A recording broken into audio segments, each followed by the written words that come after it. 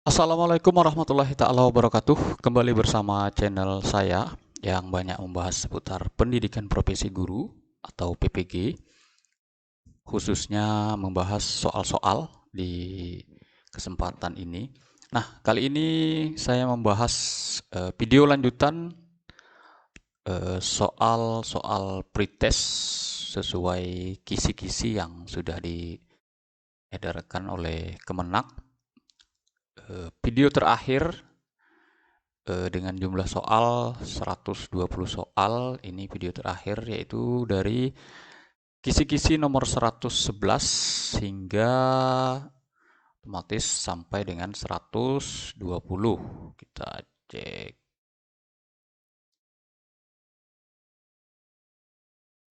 Nah, ini kisi-kisi terakhir nomor 120. Sekali lagi, Bapak Ibu jangan fokus kepada urutan kisi-kisi. Namun soal pasti keluar berdasarkan kisi-kisi, namun urutannya bisa saya pastikan tidak mungkin sesuai dengan kisi-kisi. Misalnya kisi-kisi nomor 120. Nah, tidak mungkin dia nanti soal 120 itu tentang KTI atau karya tulis ilmiah. Nanti Bapak Ibu bisa tandai atau cek. Begitu juga dengan soal nomor 1 seputar tentang materi fikih. Fikih yaitu kalau tidak salah tanah. Nah, nanti membahas seputar tentang tanah, Bapak Ibu bisa cek nanti apakah soal-soal nomor 1 itu tentang fikih. Karena di sini tidak disebutkan nomor soal, jadi di sini nomor kisi-kisi. Nah, ini lupa saya bahas di video awal, jadi saya baru ingat ketika saya ujian maksudnya. Jadi kisi-kisi itu tidak berurutan dengan soalnya. Jadi soalnya diacak. Nah, ini soal nomor 111.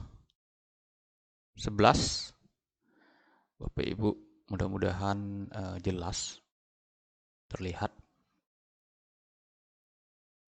Di sini dasar rencangan program remedi. Jadi ini soal terakhir dari modul pedagogik. Remedi atau remedial bagi peserta didik yang capaian prestasinya di bawah ketuntasan belajar. Nah, ini jawabannya di sini. Sasaran terpenting pengajaran remedial adalah meningkatkan kecerdasan siswa. Intinya remedial itu adalah penambahan materi. Nah, maaf, apa namanya? Menuntaskan materi yang siswa itu tidak tuntas, maaf. Nah, kalau penambahan materi adalah pengayaan. Nah, di sini memang ada program pengayaan dan remedial. Itu seputar kisi-kisi 111. Nanti Bapak Ibu bisa dicocokkan. Yang berikutnya kisi-kisi nomor 112. Kita cek soalnya. Ini sudah masuk ke PTK ya Bapak Ibu. Soal tentang PTK ini banyak. Jika dilihat dari kisi-kisi, kisi-kisi nomor 112 hingga 120 itu membahas seputar PTK dan karya tulis ilmiah atau KTI. Jadi sangat mudah. Nah, ini contoh-contohnya. Ciri-ciri penilaian tindakan kelas. Nah, jadi Bapak Ibu harus memahami perbedaan skripsi dan PTK itu sangat jelas. Nah, satu yang sangat membedakan itu yaitu ada kalimat di awalnya itu peningkatan, meningkatkan. Nah, jadi kurang lebih seperti itu. Itu salah satu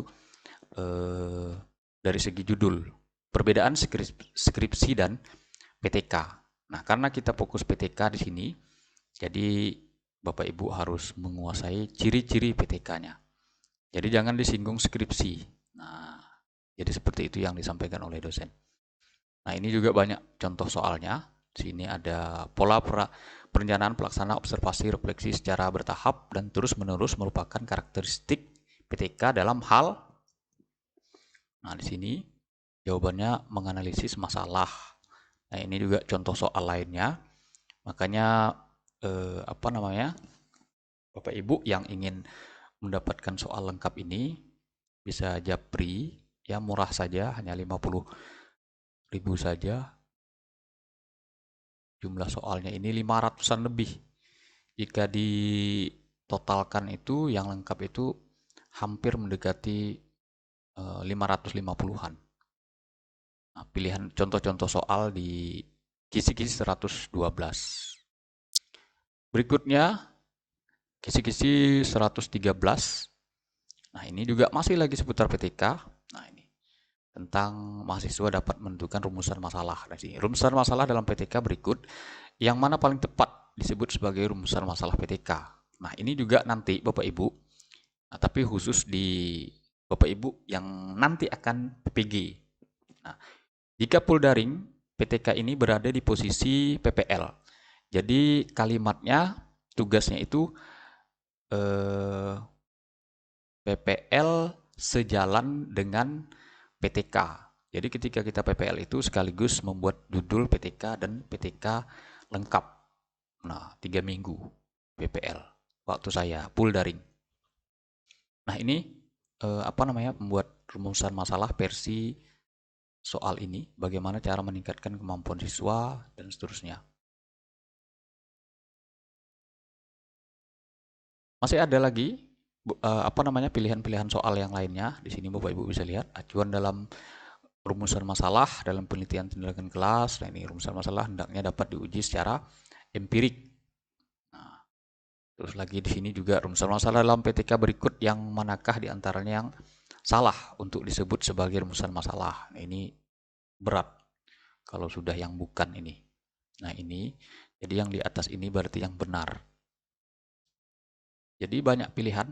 Nah, lanjut ke kisi-kisi 114. Mudah-mudahan sampai 120 Bapak Ibu. Sini contohnya solusi dalam PTK. Jika ada rumusan masalah, apakah kemampuan mengajar guru mata pelajaran PAI dapat ditingkatkan melalui keikutsertaan mereka dalam melatih guru mata pelajaran? Nah, ini jawabannya, ya option yang lain tidak dapat. Jadi soalnya memang saya dapatnya seperti ini. Nah, ini kemampuan mengajar guru mata pelajaran PAI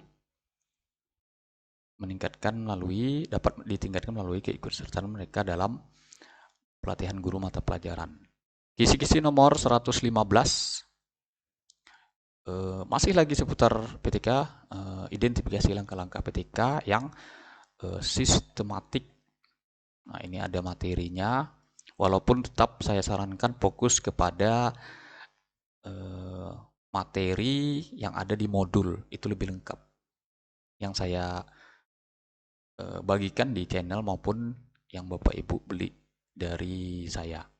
Nah, ini contohnya secara garis besar terdapat 4 tahapan dan lazim dilakukan dalam penelitian tindakan kelas. Nah, ini sekali perlu Bapak Ibu serta kawan-kawan ketahui, ini soal ini pernah keluar di UP. Nah, ini soal ini hampir dikatakan ya sulit karena jawabannya itu ada 4 kita gabungkan. Nah, ini jawabannya perencanaan, pelaksanaan, pengamatan, dan refleksi. Nah, ini soal yang menurut saya bagus. Walaupun pendek, namun kita bingung memilih jawabannya. Soal kisi-kisi nomor 116, masih lagi seputar kisi-kisi. Kita cek soalnya. Ini pembahasannya, materinya. Nah, di sini Bapak Ibu bisa lihat soalnya, luar biasa. Penyusunan proposal penelitian tindakan kelas terdiri dari komponen yang benar adalah ini Bapak Ibu, sepanjang ini telaahnya bagaimana?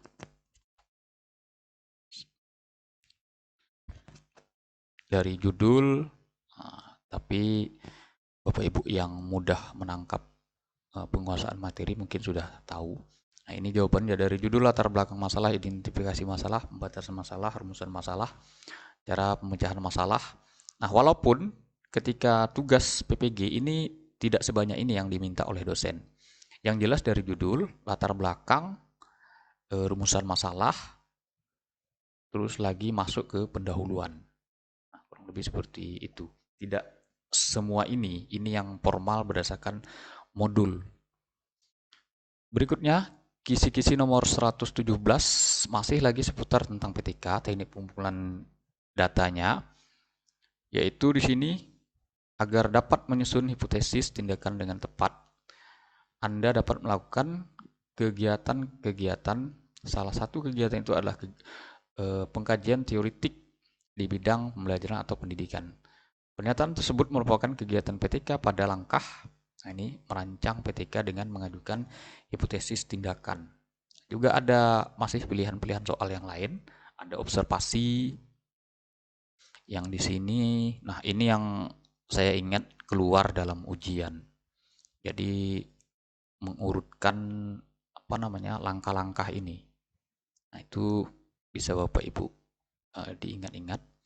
Ini masih rumusan masalah.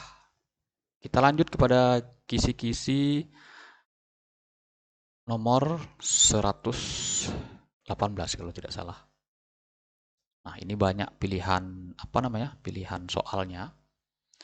118 di sini disajikan masih lagi seputar PTK juga, informasi pembelajaran mahasiswa dapat mengedukasi teknik pengolahan dan analisis data. Masih seputar tentang PTK. Kita cek soalnya, contoh soalnya bagaimana.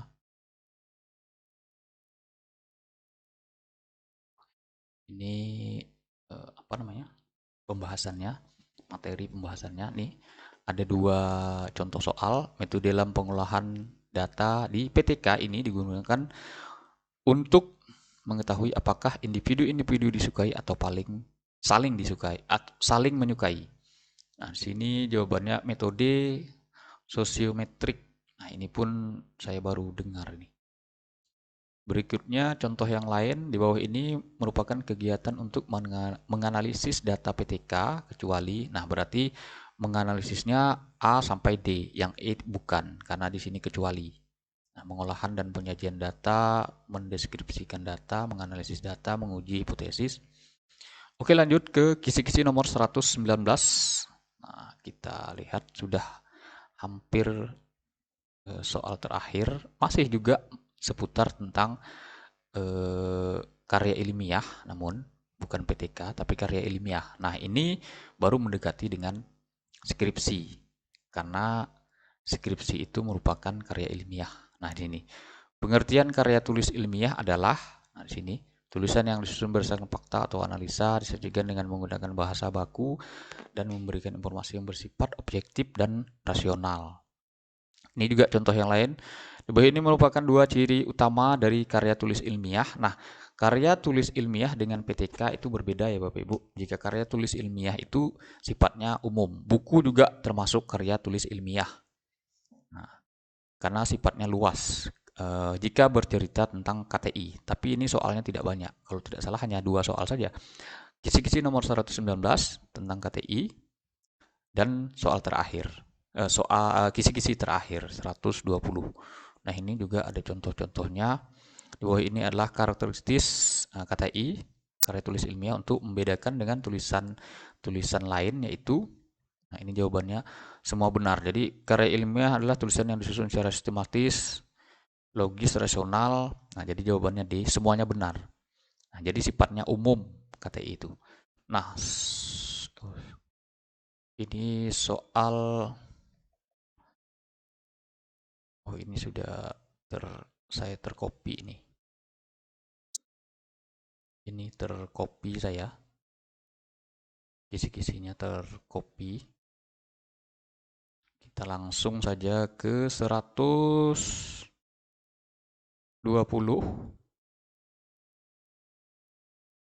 Kisi-kisi 120.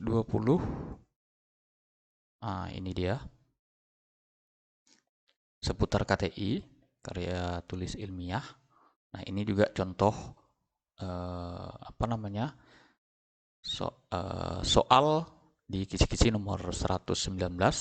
Di bawah ini yang merupakan bentuk karya tulis ilmiah. Ini Nah, ini Bapak Ibu bisa lihat, semua bentuk tulisan itu adalah KTI atau karya tulis ilmiah.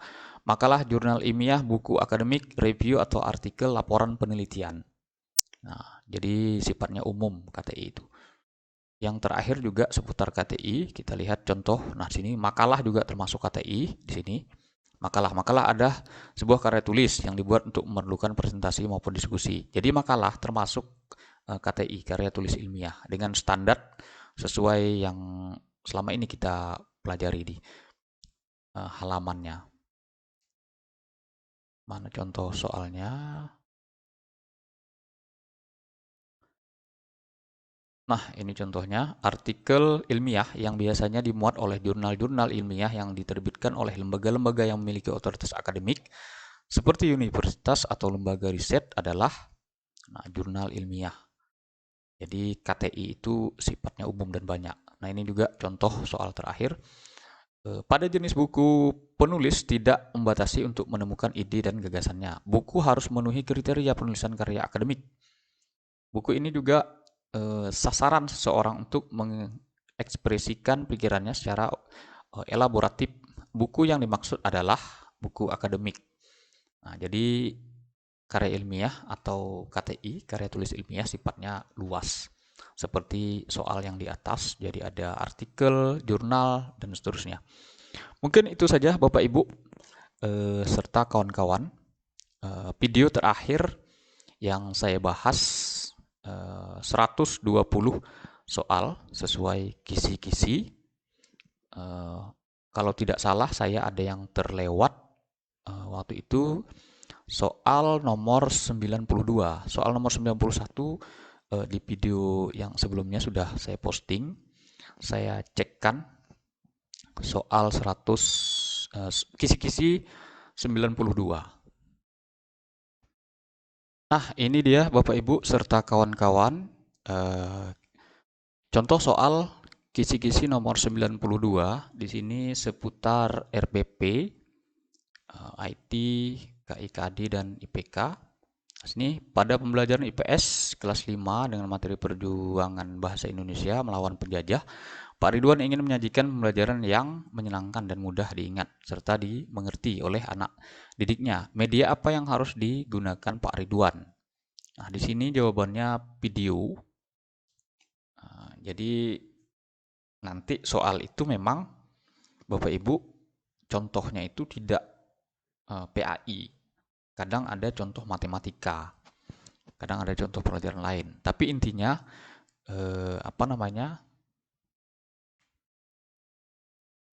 media apa yang ingin kita pakai. Nah, kurang lebih seperti itu. Nah, dengan kisi-kisi nomor 92 maka lengkaplah soal-soal sesuai kisi-kisi pretest tahun 2022.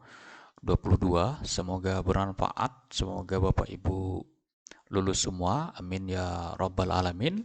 Jangan lupa Bapak Ibu subscribe, like, and share, berikan komentar barangkali ada yang ingin ditanyakan. Saya secara pribadi memang lebih menyarankan kepada Bapak Ibu membaca di modul, karena memang di soal ini takut ada hal-hal yang tidak pas atau barangkali keliru, karena yang buat juga manusia. Saya belum ketemu, pernah saya foto soal asli pretest satu saja saya foto waktu itu. Kebetulan soal itu salah. Kenapa saya berani mengatakan salah? Karena soalnya itu menyangkut Kurdis atau Al-Quran hadis. Kebetulan seputar ayat. Kalau tidak salah saya, waktu itu ayat di atas membahas tentang, kalau tidak salah waktu itu ayat tentang berwudu, yaitu Al-Maidah ayat 4. Namun jawabannya tidak ada. Saya foto. Nah, itu soalnya belum dapat screenshotnya, saya cari nanti. Kalau dapat akan saya buatkan videonya. Nah, namun saya karena itu soal asli, takut terjadi kontroversi. Nah, maksudnya ada yang tidak sepakat karena itu memang soal asli pretest. Mungkin itu saja Bapak Ibu, semoga bermanfaat. Sekali lagi dari lubuk hati yang terdalam, semoga Bapak Ibu yang pretest lulus, amin ya rabbal alamin. Demikian saya akhiri. Wassalamualaikum warahmatullahi taala wabarakatuh.